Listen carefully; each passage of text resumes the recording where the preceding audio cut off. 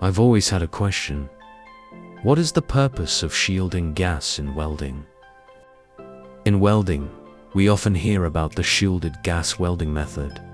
But what exactly is the role of this gas? Essentially, the shielding gas in welding serves a crucial role by creating a protective layer around the electric arc, preventing air from coming into contact with the molten metal in the weld pool.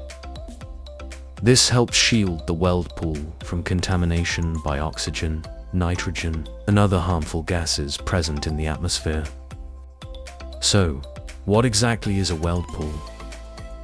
The weld pool is the area of molten metal formed during welding. This molten metal is highly susceptible to being influenced by its surroundings, especially the oxygen and nitrogen in the air. Oxygen can react with the metal elements in the weld pool, creating oxides and impurities, which weaken the weld's strength and corrosion resistance. Nitrogen can also cause defects such as pores and cracks, further reducing the weld quality. Why is shielding gas so important? Shielding gases, like carbon dioxide, have high chemical stability and density.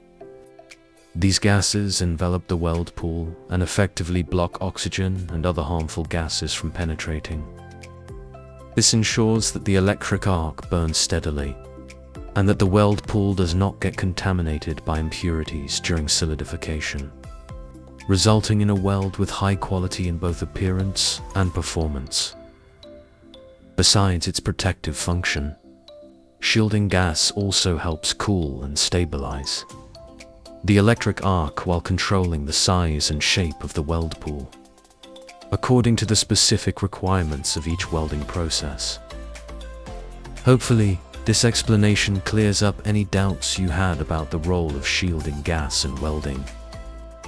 If you found this content helpful, don't forget to share your thoughts, like the video, and subscribe to the channel so you won't miss any exciting videos to come.